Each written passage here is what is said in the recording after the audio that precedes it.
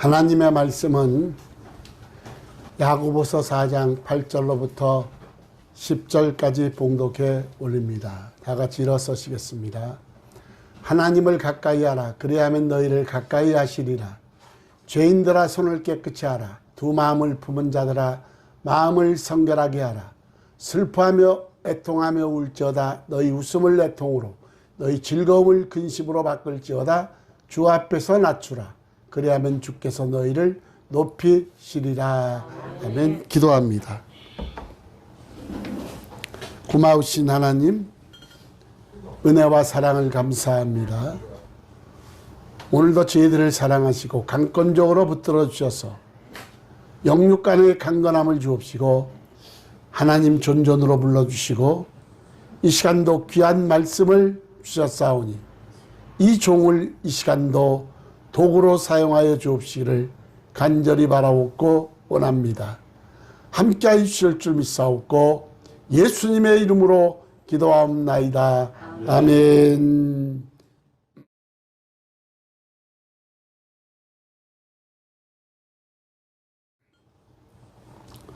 맥주 감사절을 맞이해서 하나님의 그릇 은혜와 역사가 우리 성교에 임하시기를 주의 이름으로 축원합니다. 특별히 현대인들은 거의 농사를 짓지 않기 때문에 그렇게 마음에 와닿지는 않습니다만, 그러나 하나님 반드시 맥주절을 지키라 그랬습니다. 그래서 무엇보다 우리가 추수를 하되 많이 심고 많이 거둬서 하나님을 기쁘시게 하는 영적 추수꾼들이 다 되시기를 주의 이름으로 축원합니다. 그래서 오늘서부터 3주간에 걸쳐서 더욱 큰 하나님의 은혜 3번에 걸쳐서 저와 여러분과 함께 은혜를 나누고자 합니다. 믿음으로 구원받는다는 것은 복음의 핵심이며 바울 신학의 근간입니다. 그러나 이 야고보서의 메시지는 행함으로 그 믿음이 완전해진다는 것을 강조하고 있습니다. 다시 말하면 믿음이란 그 행위로 진리가 드러난다는 겁니다. 그래서 믿음이 있으면 행함이 있고 행함이 있으면 믿음이 있다는 겁니다. 그래서 야고보는 뭐냐면 허탄한 사람아, 허탄한 사람아, 약간 마시간 사람아, 나는 너에게 행함으로 믿음을 보여줄 텐데 너는 내게 무엇으로 믿음을 보여주겠냐는 겁니다. 그래서 이 야고보서는 행함으로 그 믿음이 완전해지고 그 행위와 진리가 드러난다는 겁니다. 믿음이 좋으냐 나쁘냐, 잘 믿느냐 못 믿느냐 하는 것은 그 행위로 확인할 수가 있는 겁니다. 그러니까 예수님을 믿으면서 특히 잘 믿노라면서 그의 행동이 비윤리적이고 비도덕적이고 반사회적이라고 한다면 그 믿음은 죽은 믿음이라는 것이 야고보의 메시지인 겁니다. 그래서 오늘 우리 성도 여러분들은 더욱 큰 은혜를 받기 위해서 우리가 해야 할 일이 무엇인가, 오늘도 함께 은혜를 나누고자 합니다. 더욱 큰 하나님의 은혜를 받기 위해서는 첫째, 손을 깨끗이 하라. 뭐 하라? 손을 깨끗이 하라. 야고보서 4장 8절을 보면 하나님을 가까이 하라. 그러면 너희를 가까이 하라. 죄인들아 뭐하라? 손을 깨끗이 하라 그랬습니다. 모든 지체가 다 중요합니다만 특히 손이 하는 일은 다양합니다. 손으로 도구를 제작하고 운동하고 그리고 물건을 운반하는 등 손으로 하는 일이 가장 많습니다.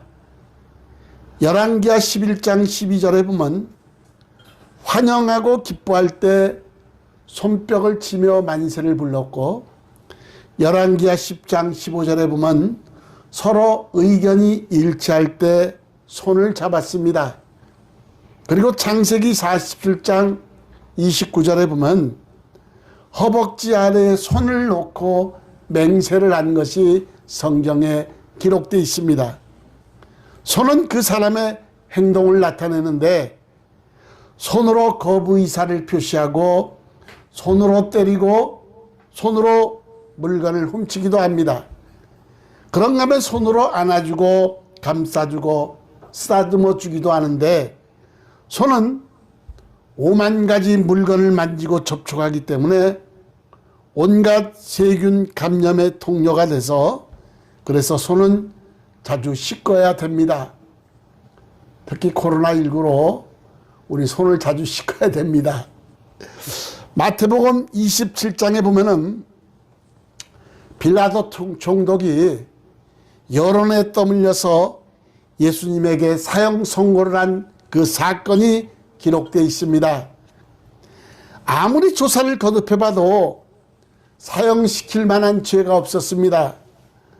예수님을 못 박으라는 백성들의 여론에 떠밀려 사형을 선고하고 그리고 대야에 물을 떠다 놓고 손을 씻으면서 나는 이 사람의 피에 대하여 무지하니 너희가 당하라 이렇게 말했습니다.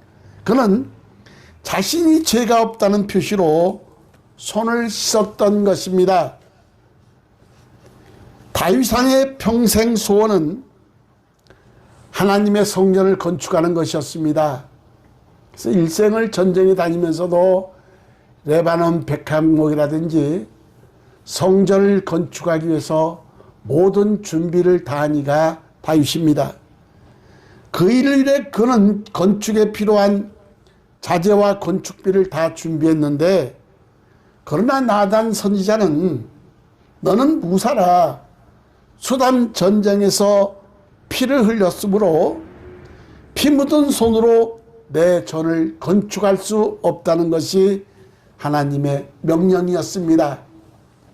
다윗은 피 묻은 손 때문에 건축을 할 수가 없었습니다. 역대상 22장 8절에 보니까 여호와의 말씀이 내게 임하여 이르시되 너는 피를 심히 많이 흘려서 너는 크게 전쟁하였느니라. 내가 내 앞에서 땅에 피를 많이 흘렸은즉 내 이름을 위하여 성전을 건축하지 못하리라. 여러분, 다윗은 피 묻은 손 때문에 성전을 건축할 수가 없었고 그 아들 솔로몬이 아버지 뒤를 이어서 성전을 건축했던 겁니다. 오늘 본문 8절 중반절에도 보면 죄인들아 손을 깨끗이 하라 그랬습니다. 손을 바로 쓰면 선을 행하고 하나님의 일을 하는 도구로 사용하지만 그러나 잘못 쓰면 그 손으로 죄를 짓고 악을 행하고 하나님의 영광을 가리게 되는 것입니다. 리더스 다이제스트에서 1100개의 지갑을 만들었습니다.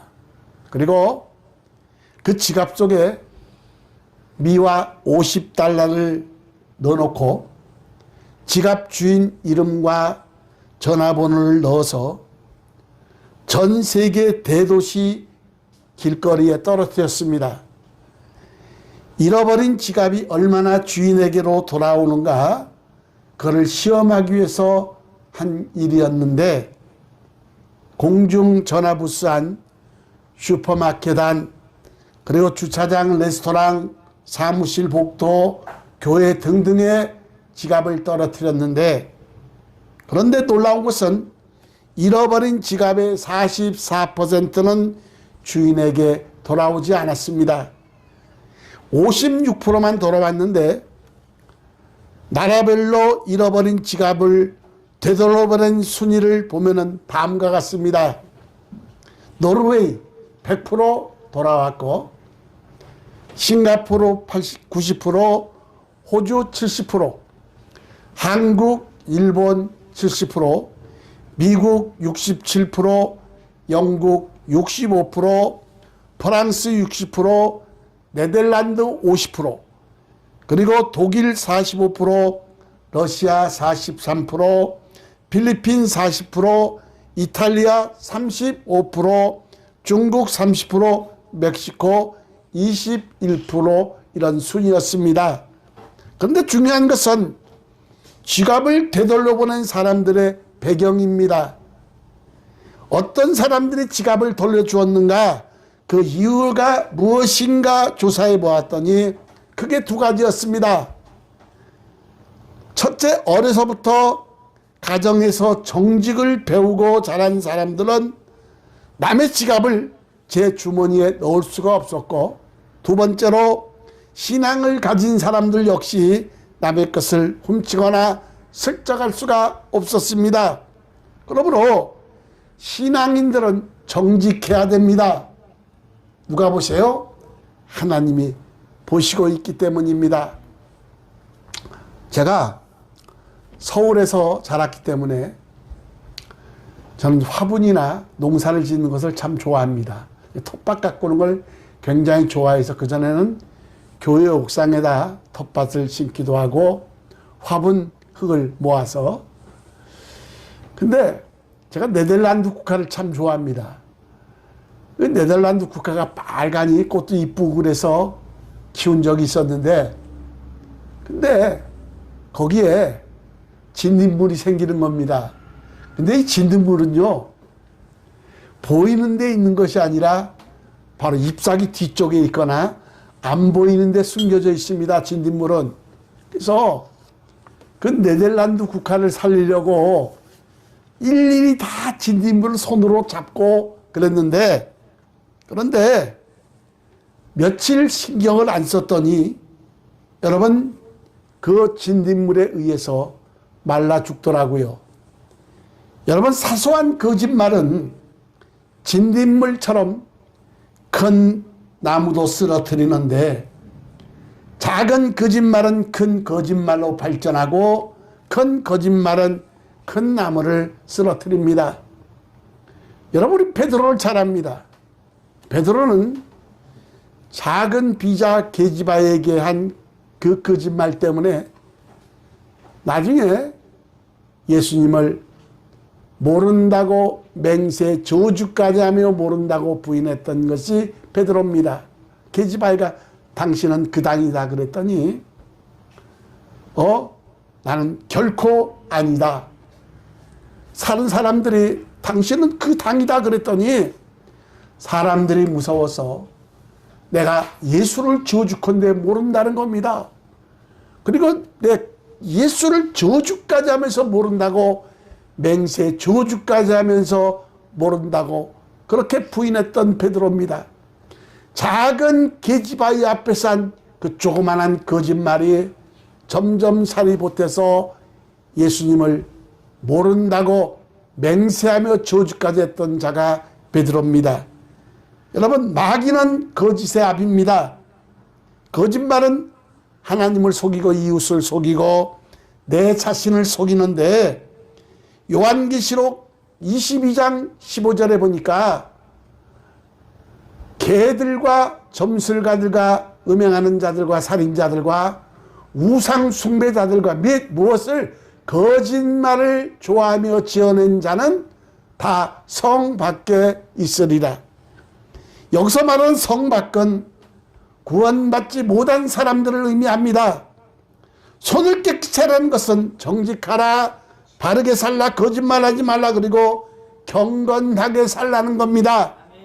그래서 오늘 본문 야고보서 4장 8절 중간절에 보면 죄인들아 손을 깨끗이 하라, 두 마음을 품은 자들아 마음을 성결하게 하라 그랬습니다.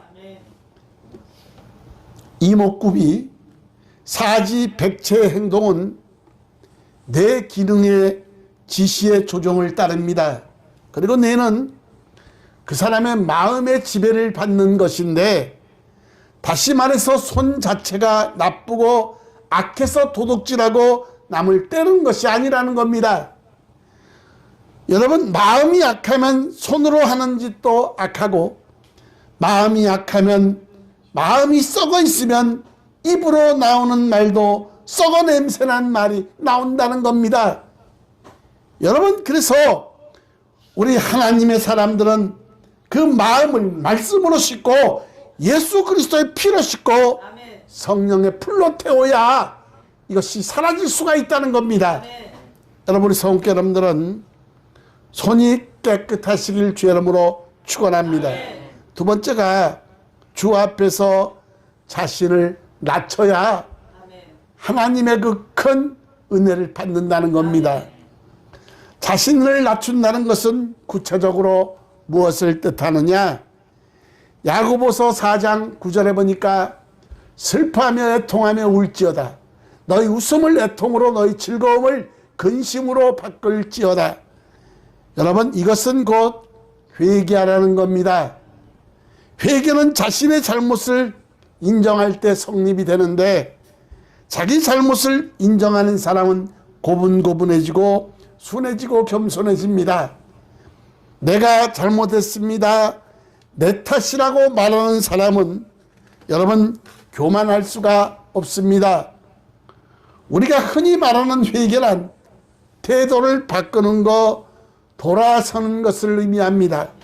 그래서 교만을 겸손으로, 불순종을 순종으로, 불신앙을 신앙으로, 그리고 증오를 사랑으로, 적대를 화해로 이렇게 바꾸는 것이 회개입니다. 그런데 더 중요한 것은 하나님께 돌아오는 것이 회개의 본질이라는 겁니다. 여러분, 그래서 이렇게 회개하고 돌아오는 사람이어야 하나님께서 베푸시는 더 큰 사랑을 받게 된다는 겁니다. 여러분, 누가복음 19장에 보면 삭개오가 나옵니다. 여러분, 그는 여리고 세무소장이었고 온갖 수단과 방법을 다 동원해서 자기 민족의 재산을 약탈한 자가 삭개오입니다. 그런 그가 어느 날 예수님을 만나자 변화되었고, 수전노였던 그가 이렇게 고백합니다. 주여, 전 재산의 반을 팔아 가난한 사람들에게 나눠주겠으며 남의 것을 토색한 것이 있거들랑 4배로 갚겠나이다 라고 고백했습니다. 여러분, 악착같이 모았던 재산이 아깝지가 않았고 주님을 만나자 완전히 변화됐습니다.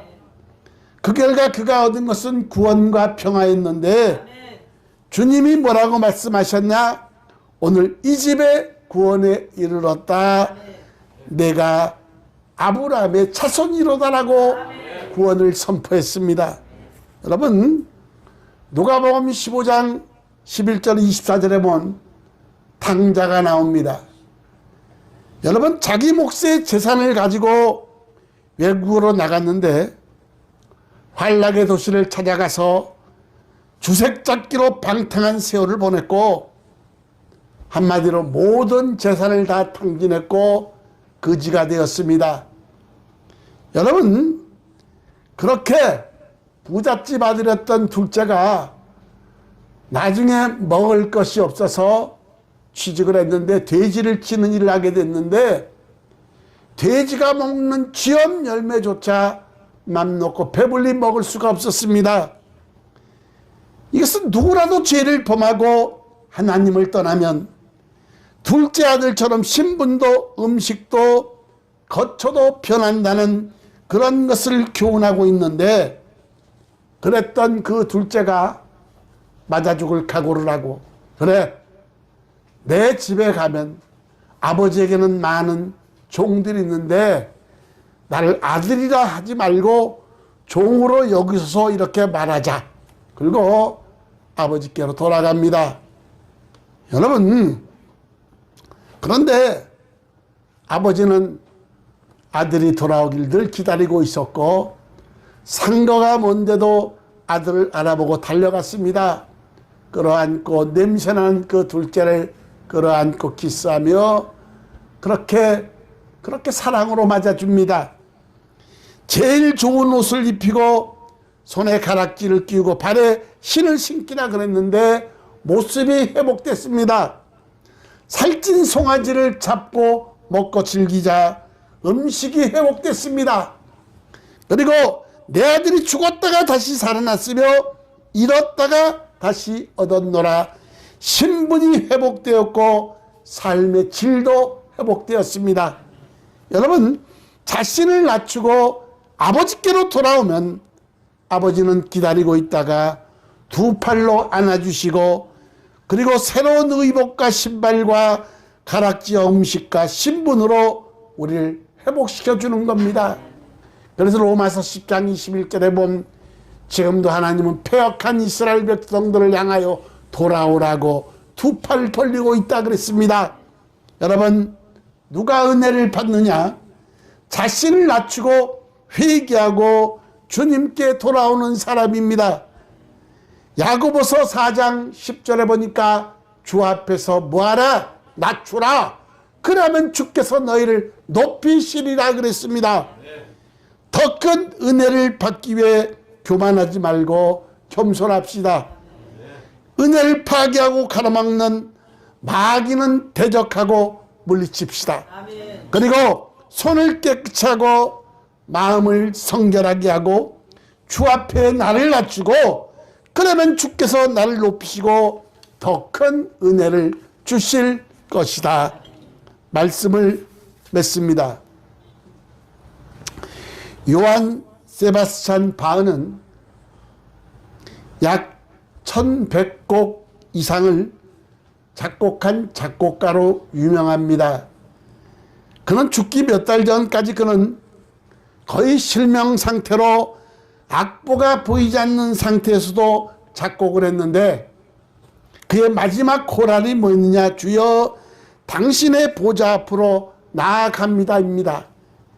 이 곡을 끝으로 그는 눈을 감았는데 그는 음악을 주신 하나님께 감사한다.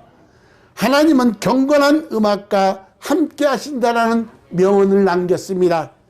그리고 천여 곡이 넘는 작곡 끝에 그는 항상 SGD라는 명을 남겼습니다. 찬송가에 보면 SGD라고 쓴 이름이 있습니다. 여러분, 그것은 솔리 글로리아 데오, 오직 하나님께 영광이라는 겁니다.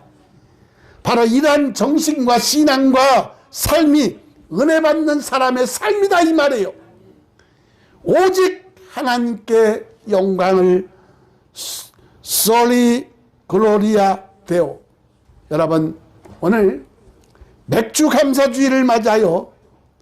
오늘 솔리 글로리아 데오, 이 고백이 저와 여러분의 고백되기를 주의 이름으로 축원합니다.